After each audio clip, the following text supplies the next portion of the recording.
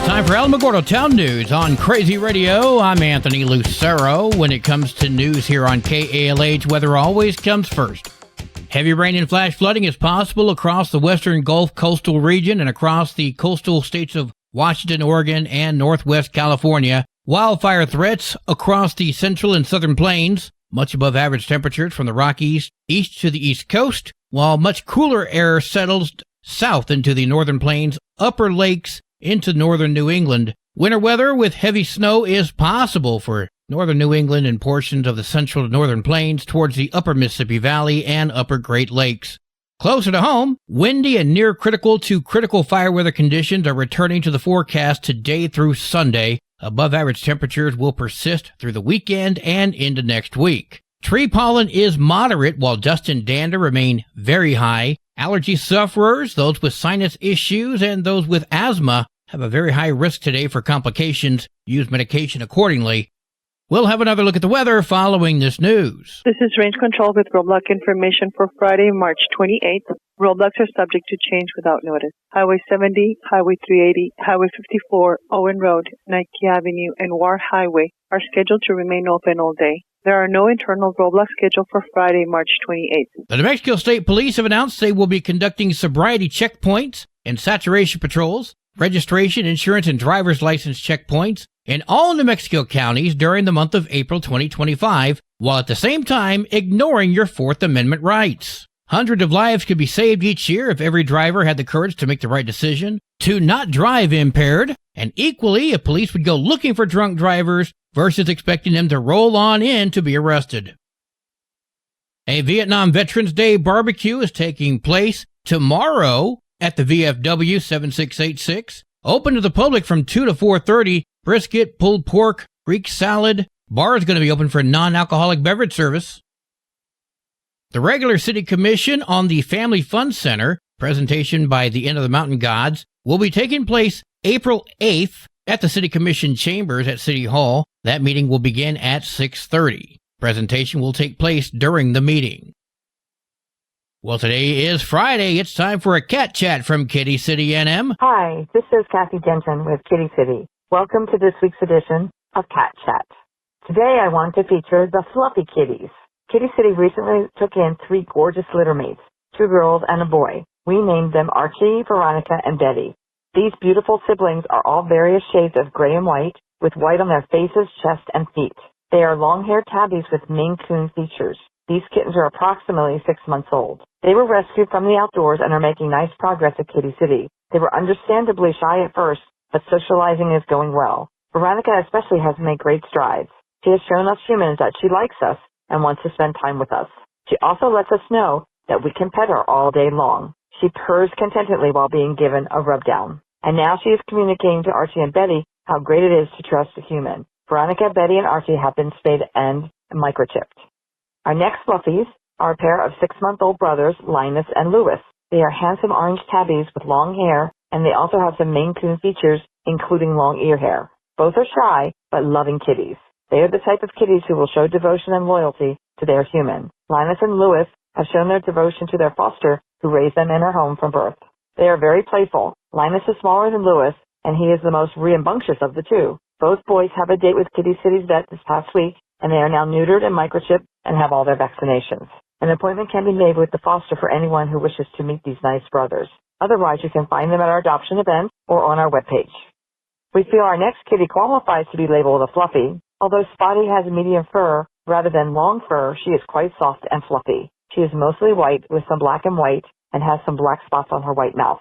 That's how she got her name. Spotty is a sweet girl but shy. She's 4.5 years young. Spotty gets along well with the other kitties. Her favorite pastime for this quiet and gentle girl is to sit on the windowsill, either taking in the view or grabbing a quick nap, and of course waiting patiently for the next visitor to come and pet her.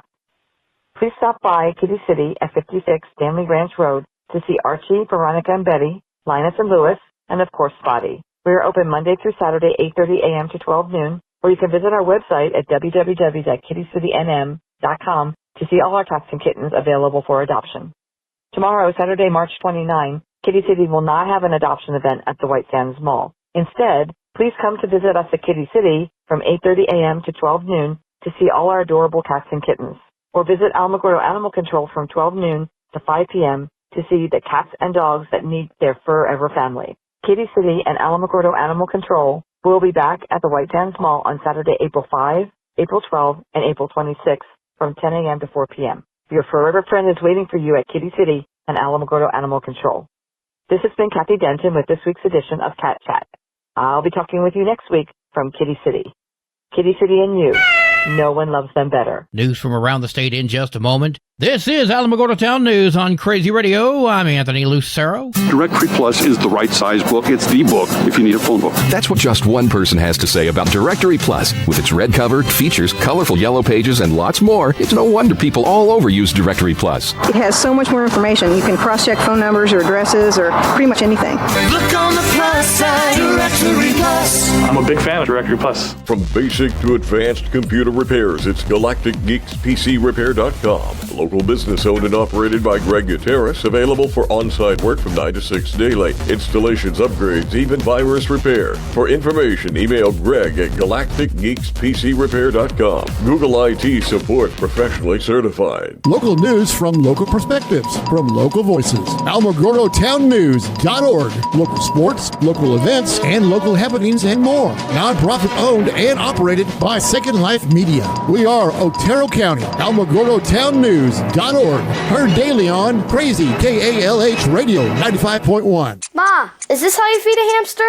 I think so. Sometimes it's okay to think you know, but when it comes to the right car seat for your child's age and size, don't just think. No. Visit nhtsa.gov/the right seat. A message from NHTSA and the Ad Council. Samantha Schul and Jeffrey Contreras were involved in a robbery gone wrong, leading to Mario Delgado Jr. being murdered back in February 2021. They were sentenced for their crimes yesterday afternoon. They entered his home, demanded money, and then Contreras shot Delgado 3 times, killing him. Contreras was found guilty of first-degree murder, armed robbery, and conspiracy by a jury earlier this month. Last month, Schul pled guilty to armed robbery, conspiracy, and tampering with evidence. Schul was sentenced to 10 years for her crimes. Judge Britt Baca gave her a light sentence for testifying against Contreras. He was sentenced to life for Delgado's murder with an additional 15 years for the other crimes. Contreras is awaiting another murder trial in Roswell scheduled for May.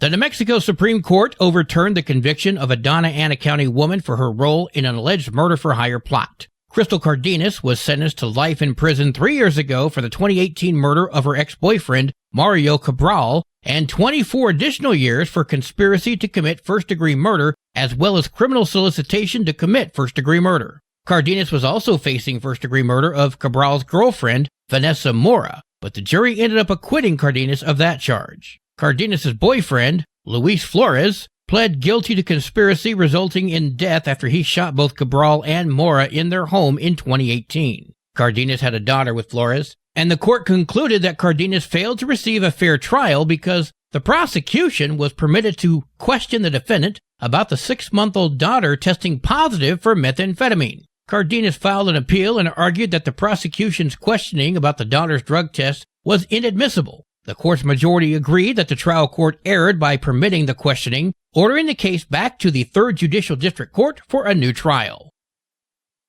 Almost a week removed from the regular session of the New Mexico legislature, the Albuquerque Police Department is feeling the legislative wins and losses. Albuquerque Police Chief Harold Medina spoke with KOB. Overall, there were some successes, and I think there's still some conversations that need to be had. Out of over 50 items on the Metro Crime Initiative priority list, legislators approved millions for some of the items, like expanding the state's red flag law, a new law allowing departments to upload DNA evidence into a national database from people who died before they could be charged. Albuquerque Police Department received millions of dollars for new technology, officer recruitment, and behavioral health services. Stricter penalties for reckless driving and vehicular homicide didn't quite get there. Sometimes it's taken us several bites at the apple before we get what we want. And we'll continue to work on it. Medina also touched on not getting juvenile crime reform. There has to be initial consequences. And then based on that child,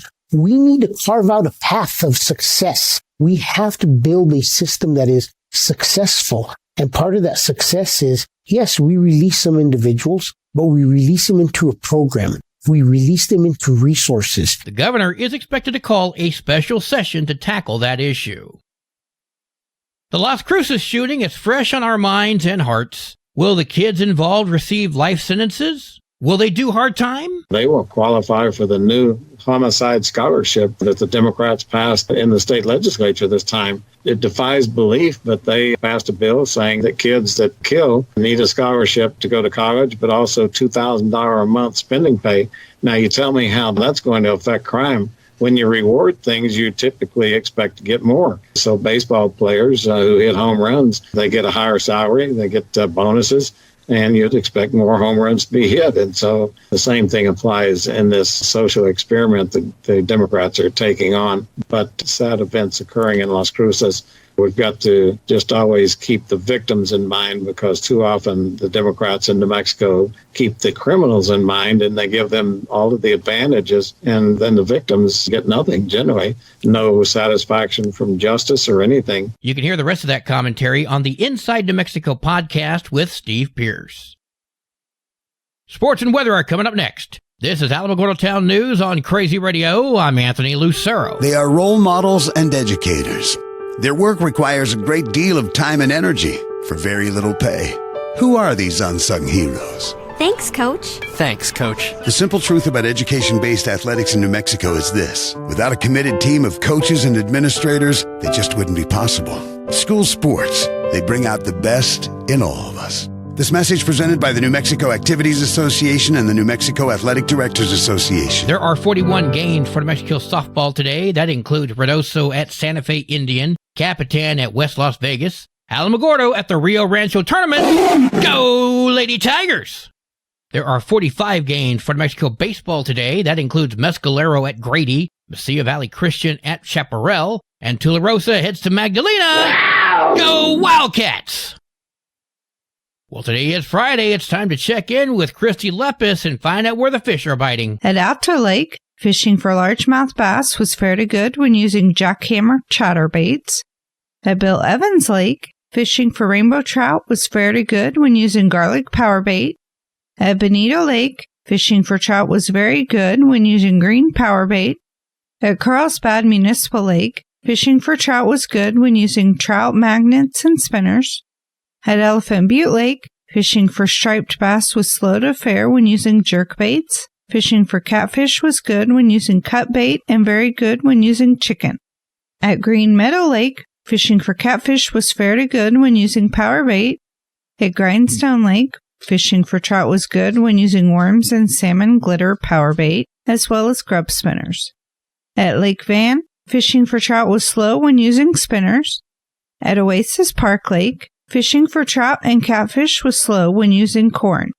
Barindo Creek, Bonita Lake, Bottomless Lakes, and Carlsbad Municipal Lake are just some of the area waters stocked this week with trout.